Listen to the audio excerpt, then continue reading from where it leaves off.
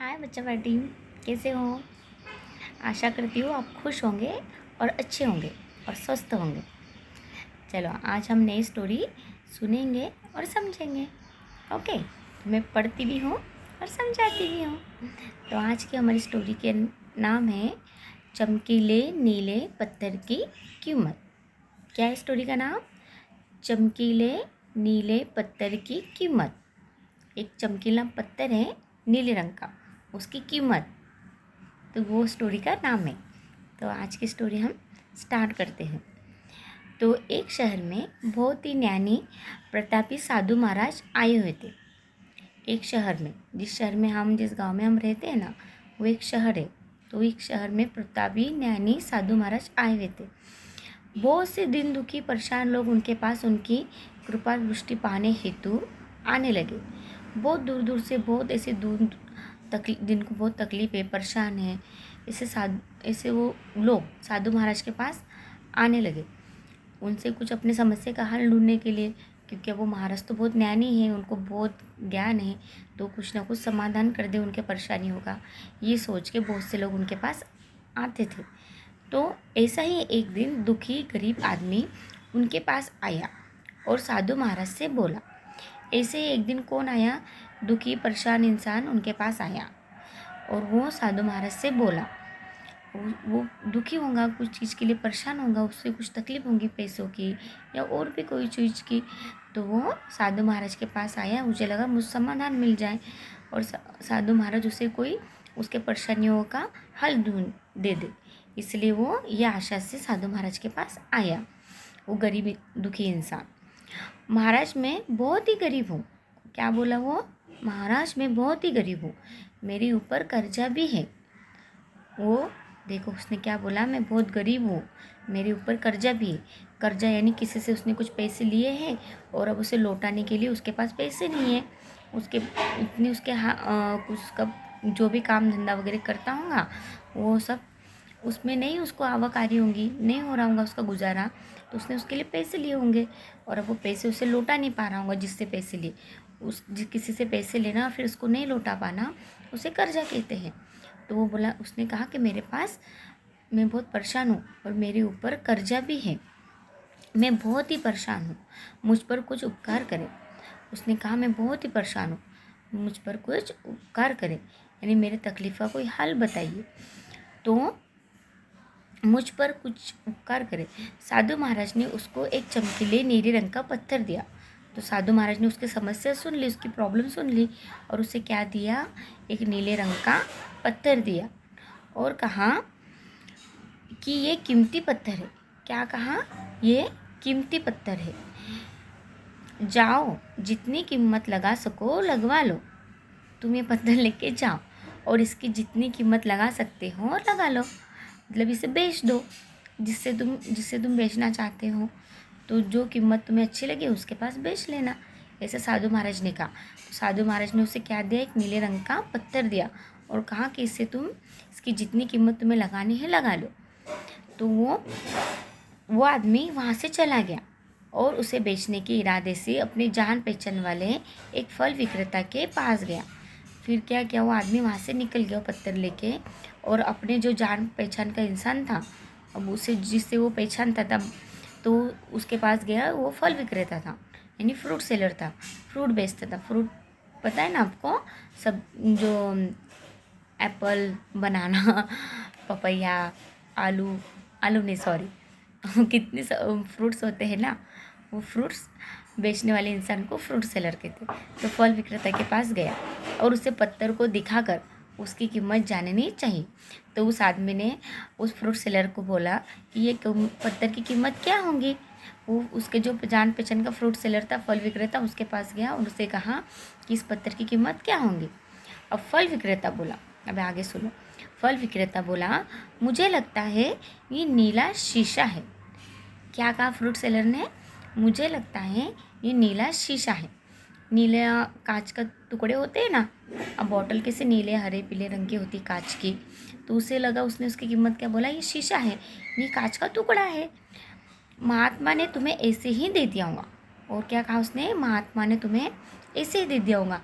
अभी कुछ तो भी तुम्हारी परेशानी लेकर गए हो तो महात्मा ने ऐसे ही तुम्हें दे दिया कि जाओ ये ले जाओ और इसे बेच दो, तो ऐसे ही तुम्हें दे दिया होगा।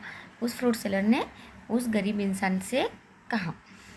यहाँ हाँ ये सुंदर और चमकदार दिखता है। और क्या कहा फ्रूट सेलर ने? हाँ ये सुंदर और चमत्कार दिखता है, शाइनिंग कर रहा है ना वो।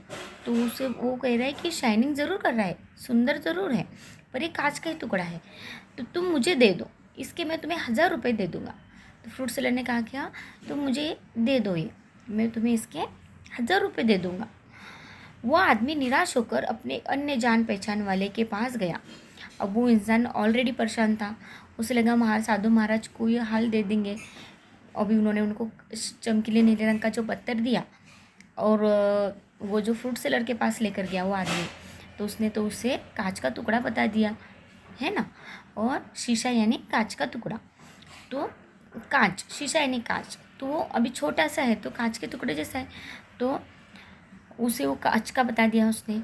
अब उसकी कीमत उसने सिर्फ 1000 रुपये बताई। इस पे कर्जा तो ज़्यादा ही होगा, इसने किसी से ज़्यादा ही पैसे लिए होंगे ना, बहुत दिनों से परेशान है, घर चलाने के लिए इसके लिए पैसे लिए होंगे, तो ज़्यादा ही पैसे। अब 1000 रुपये में तो पैसे भी नहीं दे पाएगा और घर पे भी खर्च कुछ सामान नहीं ले पाएगा ना, खर्च नहीं कर पाएगा, घर के सामान उतने पैसों से नहीं होंगे लाना। तो वो दुखी निराश होकर वहाँ से चला गया। और फिर कहा गया, वो आगे सुनो। वो आदमी निराश होकर अपने एक अन्य जान पहचान वाले के पास गया, और कोई किसी को जानता था। अभी जिस शहर में हम रहते तो हम पहचानते ना, सब्जी वाला, फ्रूट वाला, जो भी चीज़, जो इंसान होते हैं, बर्तन वाला, जिन लोगों को हम पहचानते हैं। हमारे आसपास के एरिया के लोगों में जो भी शॉप होती है वहाँ हम हर बार जाते, खरीदी करते, कुछ लेते देते, तो हम उनको पहचानते। तो वैसे वो और किसी एक इंसान को पहचानता था, उसके पास गया, जो कि एक बर्तनों का व्यापारी था। फिर वो एक बर्तन के व्यापारी के पास था, जो बर्तन की शॉप होंगी उनकी, वो चलाते होंगे, उस व्यापारी के पास गया। उसने उस व्यापारी को भी पत्थर दिखाया। अब उस गरीब इंसान ने उस बर्तन के व्यापारी को भी वो चमकीला नीला पत्थर दिखाया और उसे बेचने के लिए उसकी कीमत जाननी चाहिए। और उससे भी कहा कि भाई ये कितने का है, तुम बता दो, मुझे इसे बेचना है। तो वो बर्तनों का व्यापारी बोला, ये पत्थर कोई विशेष रत्न है। और वो बर्तन का व्यापारी क्या बोला, वो कि ये पत्थर चमकीला है, सुंदर तो है ही, वो ये तो फ्रूट वाले ने भी कहा था, अभी इसे भी लगा, ये पत्थर तो सुंदर है, चमकीला है। तो उसने कहा कि ज़रूर ये एक रत्न होगा। रत्न यानी जो अंगूठे में पहनते हैं ना, उसे कहते हैं रत्न। देखते हैं ना किसी किसी के अंगूठे में नीले हरे रंग के पत्थर होते हैं पहने हुए, वो उसे लगा उसे रत्न कहते हैं, जो अंगूठे में डालकर पहनते हैं। तो उसे लगा ये कोई रत्न होगा। बर्तन का व्यापारी बोला उस गरीब इंसान को, तो ये पत्थर कोई विशेष रत्न है, मैं इसके तुम्हें 10,000 रुपये दे दूँगा। तो बर्तन का व्यापारी बोला कि ये पत्थर कुछ विशेष रत्न है। विशेष इसलिए बोला क्योंकि वो चमक रहा था ना, और सुंदर भी था, शाइनिंग कर रहा था। तो उसने बोला कि मैं इसके 10,000 रुपये तुम्हें दे दूँगा। वो आदमी सोचने लगा कि इसकी कीमत और भी अधिक होंगी, और ये सोच वो वहाँ से चला गया। कौन सोचा ऐसा? वो गरीब दुखी इंसान, कि उसने सोचा कि इसकी कीमत ज़रूर कुछ और होंगे। तभी तो जो फ्रूट सेलर था, फल विक्रेता, उसने इसके 1000 रुपये बताए। अब ये बर्तन का व्यापारी है, इसने इसके 10,000 रुपये बताए, तो ज़रूर इसकी कीमत कुछ ज़्यादा होंगी। तो उसने सोचा कि मैं इसे और कहीं और जाके बेचता हूँ। तो वो आगे बढ़ा। उस आदमी ने इस पत्थर को अब एक सुनार को दिखाया। फिर उस दुखी इंसान ने किसको बताया? एक सुनार को। सुनार यानी जो ज्वेलर्स की दुकान होती है ना, सोने चांदी की चीज़ें वहाँ मिलती है, उसे सुनार। तो सुनार के पास गया वो शॉप में और उसे बताया, और उसे कहा, सुनार ने उस पत्थर को ध्यान से देखा और बोला, ये काफ़ी कीमती है, इसके तुम्हें 1,00,000 रुपये दे दूँगा। उस सुनार ने कहा कि पत्थर बहुत कीमती है। अब उस चमकीला तो था ही, सुंदर भी है, तो उसने कहा कि ये बहुत कीमती लग रहा है, तो मैं इसके तुम्हें 1,00,000 रुपये दे दूँगा। ये काफ़ी कीमती है, इसके मैं तुम्हें 1,00,000 रुपये दे दूँगा। वो आदमी सब अब समझ गया था। वो आदमी अब समझ गया था। कौन? वो दुखी इंसान समझ गया था कि ये बहुत अमूल्य है, यानी इसका कुछ मूल्य नहीं, ज़रूर ये इसकी कीमत इतनी बढ़ रही है। पहले फूल विक्रेता ने इसकी कीमत 10,000 रुपये लगाई, फिर बर्तन व्यापारी ने इसकी 10,000 लगाई, और अभी सोनार ने इसकी कीमत 1,00,000 रुपये लगाई। तो ज़रूर ये कुछ अमूल्य है, तो इसे कुछ न किसी खास इंसान को बताना चाहिए। तो वो समझ गया कि अमूल्य है, इसका कोई मूल्य नहीं है, यानी अमूल्य यानी जिसका कुछ मूल्य नहीं होता, वो बहुत ही स्पेशल होता है। तो उसने सोचा क्यों ना मैं इसे हीरे के व्यापारी को दिखाऊं। अब उसने क्या सोचा, गरीब दुखी इंसान ने, क्यों ना फिर मैं एक हीरे के व्यापारी को, देखो इतना होशियार तो था, उसे समझ में आ गया कि जो चीज़ें बेच रहे हैं वो जिसके पहचान वालों के पास गया, वो जो चीज़ें बेचते थे उस हिसाब से इन लोगों ने इसकी कीमत लगाई। तो ज़रूर अब मैं इसे, ये कुछ विशेष है, अमूल्य है, तो मैं इसे एक बहुत ही समझदार और होशियार इंसान को बेचूंगा। अब वो एक हीरे के व्यापारी के पास गया, जिन्हें ज़्यादा परख होती है ना, तो हीरे के व्यापारी के पास गया।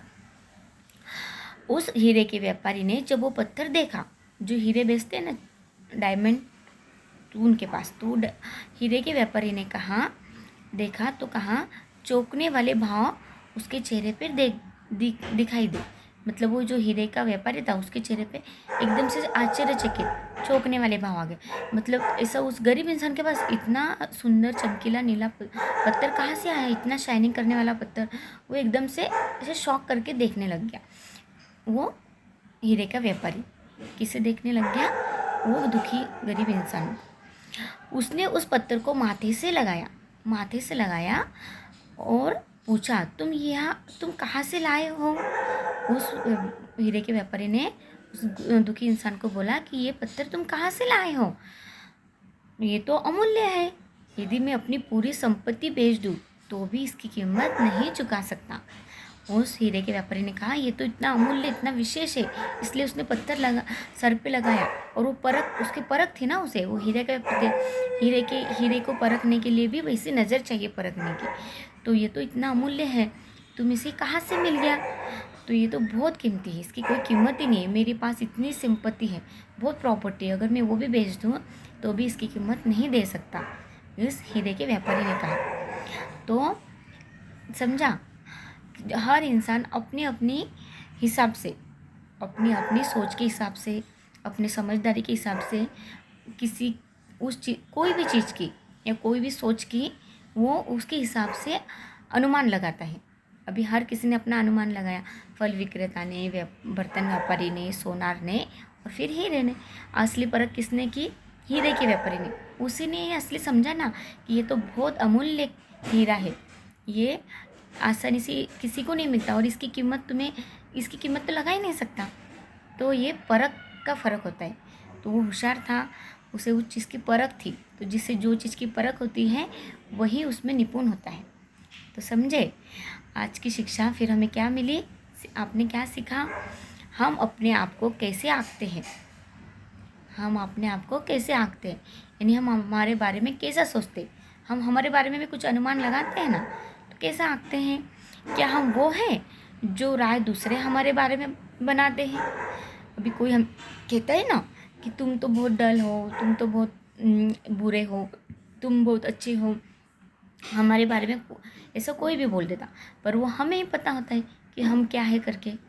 तो आपकी लाइफ अमूल्य है, हमारी लाइफ कैसे अमूल्य है, वो ऐसे ही वेस्ट नहीं जानी चाहिए। हम सबकी लाइफ एक अलग अलग स्पेशल हमारी लाइफ है, हमारी लाइफ के हम ही हीरो हैं। तो आपके जीवन का कोई मोल नहीं लगा सकता। आज का शिक्षा है, हम अपने आप को कैसे आंकते हैं, क्या हम वो हैं जो राय दूसरे हमारे बारे में बनाते हैं। आपकी लाइफ अमूल्य है, आपके जीवन का कोई मोल नहीं लगा सकता। आप वो कर सकते हैं जो आप अपने बारे में सोचते हैं। हम वो कर सकते हैं जो हम अपने बारे में सोचते। अभी किसी ने कहा तुम तो ये चीज़ कर ही नहीं सकते, पर हमें पता होता है ना कि हम ये चीज़ कर सकते हैं या नहीं कर सकते।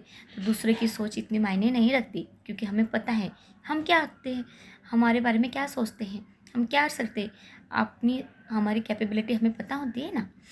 तो आप वो कर सकते हो जो आप अपने बारे में सोचते हैं। कभी भी दूसरों के निगेटिव कमेंट से अपने आप को कम मत आंकिए। कभी भी कोई हमारे बारे में नेगेटिव बोलता है तो वो ऐसा सोच के उस पर ठहरे नहीं कि हाँ ये तो मैं कर ही नहीं सकता, ये मैं कर ही नहीं पाऊँगा। किसी ने किया, हाँ तुम तो इतना कर ही नहीं सकते, तुम में तो वो बात है ही नहीं। तो ऐसा नहीं है, हमें पता होता है कि हमारे अंदर कौन से गट्स है, कौन सी क्वालिटी है, हम क्या कर सकते क्या नहीं कर सकते। तो कभी भी दूसरों के मत पर, विचारों पर खुद को मत आंकिए। हम क्या है, कैसे हैं, हमें बहुत अच्छी तरह हमें ही पता है। किसी और को पता है कि इस बारे में नहीं। तो हमेशा अपनी सोच और अपने बारे में दूसरों से कभी भी उस बारे में मत उस नज़रिए से कभी मत सोचिए। अपनी सोच हमेशा अपने पास अपने तरीके से खुद को समझिए। तो सीखे ना, आज की शिक्षा में आपने देखा है ना, वो हीरो के व्यापारी में कैसा फर्क से परख लिया, क्योंकि उसकी परखने की क्षमता उतनी तेज थी। उसने उस हीरे को अच्छी तरह परख लिया। इसलिए आप में गुण और क्वालिटी है, तो आपको भी कोई ऐसा चांस मिल जाएगा जो आपके गुणों को परख सकेंगे, और अपने जीवन का जो भी अचीव करना है आपको, वो करने में आपको सफलता जल्दी मिल जाए और आसान हो जाए। इसलिए कभी भी दूसरों के सोच पर निर्भर मत रहिए, अपनी खुद की सोच रखिए और सही रखिए। हाँ, तो आप गाइडलाइन ले सकते हो, किसी का मार्गदर्शन ले सकते हो, उसको फॉलो कर सकते हो, पर अपने हिसाब से अपने को जो ठीक लगे, सही लगे, वो ही करिए। तो आपने आज की शिक्षा में समझा, तो ये एक उदाहरण था। हमारे जीवन में अगर कोई फैसले लेने होते हैं, हमें कोई निर्णय लेने होते हैं, तो वो हमें सही सोच समझ कर सबके मार्गदर्शन के नीचे और हमारे हिसाब से ही हमें लेने चाहिए कि हम क्या कर सकते हैं और क्या नहीं कर सकते। ठीक है, तो आज की स्टोरी आपको कैसी लगी मुझे कमेंट्स में बताना, और हमेशा खुश रहो, प्रसन्न रहिए और खुश रहिए और सेफ रहिए। तो स्टोरी पसंद आए तो लाइक, शेयर और सब्सक्राइब करना, ताकि बच्चों तक स्टोरी पहुंच सके। आपको बार बार मुझे बोलना पड़ता है, पर ये ज़रूरी भी है। चलो, बाय, टेक केयर।